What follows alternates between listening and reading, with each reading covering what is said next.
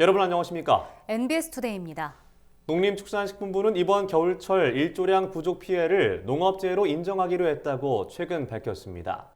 그동안 일조량 부족 피해는 지자체에서 직접 피해 인과관계를 입증해야 해서 재인정이 쉽지 않았는데요. 현장에선 일조량 부족에 선제적으로 대응하기 위한 매뉴얼이 마련돼야 한다는 목소리가 나옵니다. 이은영 기자가 전해드립니다.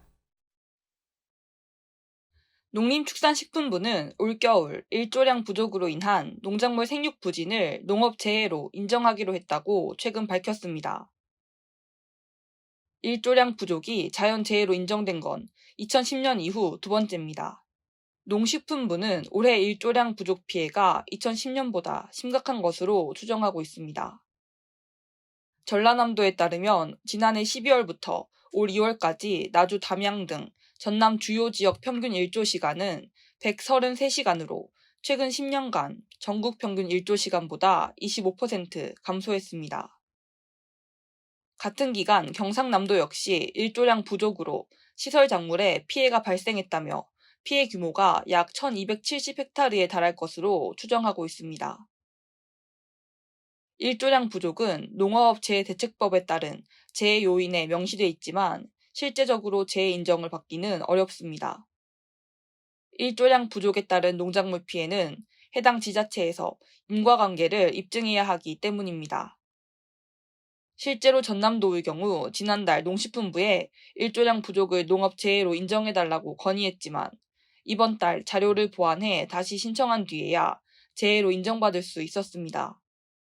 2월 16일 날 정부의 일조량 감소에 따른 피해를 그 재해로 인정을 하고 피해 조사를 해달라고 저희가 건의를 했습니다. 그리고 저희들이 농식품부로부터 2월 22일경에 그 일조량 감소가 농작물 피해에 어떤 그 인과관계가 있는지 그 입증 자료를 제출을 해달라는 그 요구를 받았습니다. 현장에서는 일조량 부족 대응을 위한 정부 차원의 체계적인 매뉴얼이 마련돼야 한다는 목소리가 나옵니다.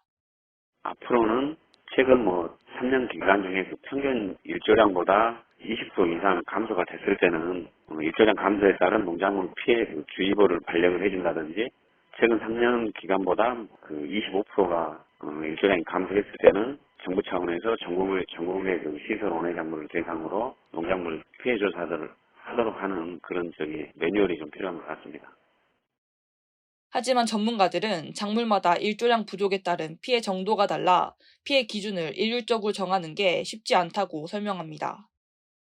정부에서 일률적으로 정하기가 좀 어렵습니다. 그래서 작물마다 조금씩 차이가 있기 때문에 그런 것들이 현재 좀 고민이 되고 있습니다. 농식품부 관계자는 일조량 부족의 재인정과 관련해 획일적인 기준은 없고 지자체가 요청하면 인과관계를 따져 재해 인정 여부를 결정한다고 밝혔습니다.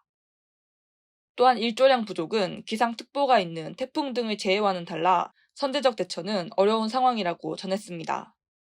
MBS 이은영입니다.